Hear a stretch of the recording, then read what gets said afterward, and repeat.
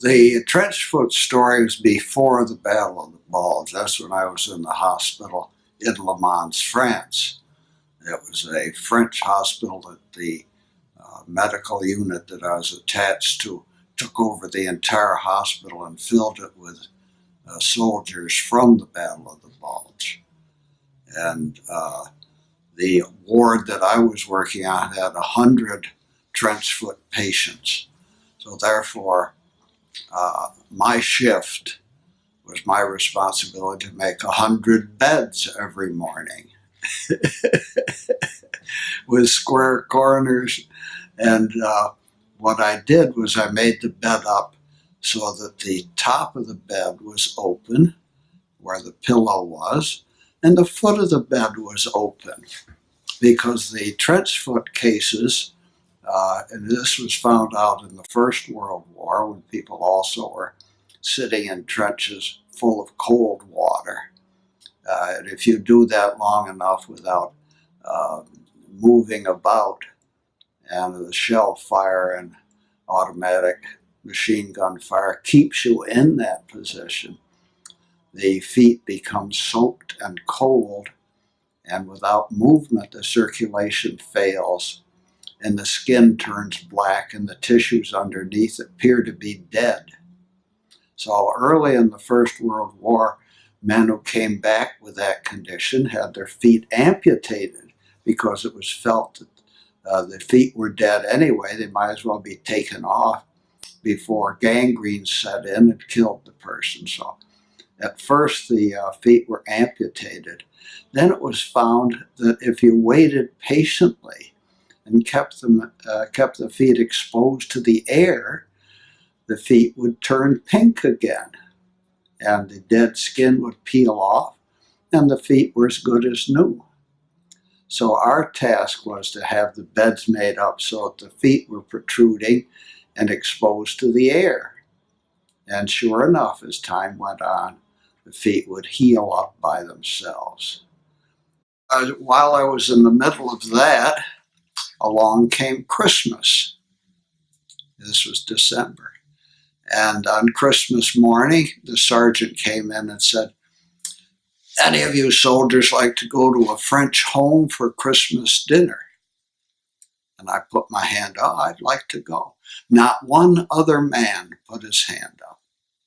They were not at all interested. They wanted to rest or take it easy. They weren't interested in any socialization. So with great difficulty, they got one other man to go. And he and I got a Jeep and drove out to the home where we were given directions where to find this home. And this French couple met us at the door. They spoke no English, and neither of us spoke French. So there was a long episode of hesitation, and then we used sign language and other gestures to indicate we were so grateful to be invited out. And the mother and the father and their one son, who was 19 years old, I was 18, and here I'd come 3,000 miles to save them. And the son was sitting home happily with his parents. The French army was not organized. So we had a delightful meal, but interestingly enough, the first course that was served was an appetizer, and it was a little carrot and some lettuce and a few other small vegetables. And I looked at it and I thought, my gosh, these people are starving to death. This is the meal we're going to have for Christmas.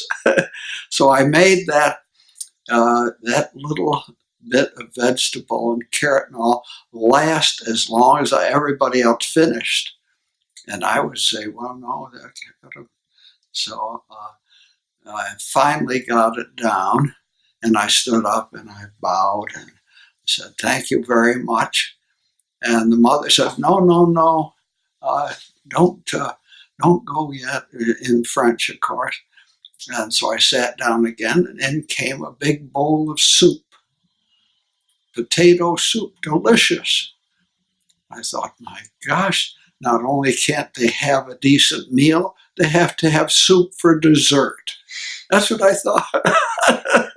18 years old. So as soon as I made the soup last a long time, everybody else was done, and I was taking my time with it. Well, delicious soup, and I got up and bowed again and got ready to go. And no. Well, then they brought in a delicious rabbit dish dinner. Yeah, it was absolutely fabulous. I thought, maybe these people aren't quite so starved as I thought. So we had a very nice meal. And then we went back to work, of course.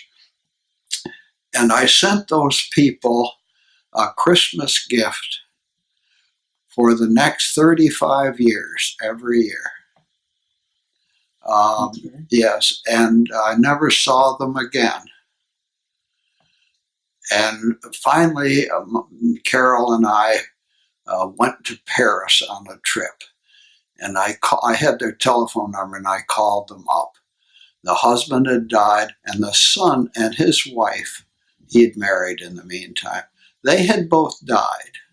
And I talked with the mother, and I said, come to Paris. I'm in this, I went on a psychiatric meeting.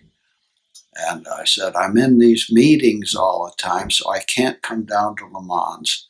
But can you come to Paris? And she said, no, I'm too old and sick. I can't come. So I sent her a large group of flowers. And she went on and died. But I didn't know that. So the next trip we took to France, we went to the north of France, not too far from Le Mans, and I got a car and driver and said, I've got to go to 48 Rue du Parc, where my friends live. And I went to their house, and there's a lady working in the yard next door, and I said, where are the Chalots? Are they here? No, they're all dead. Everyone's dead. So I told the driver, take us to the church. So they took us to the nearest church. And I went to the Monsignor, and I said, I want to have a mass for my friends. So I gave him, I don't know, $500 or something. So he said, well, I'll give a mass every day for a month. So I started to cry. I said, the war is now over. That's what I said.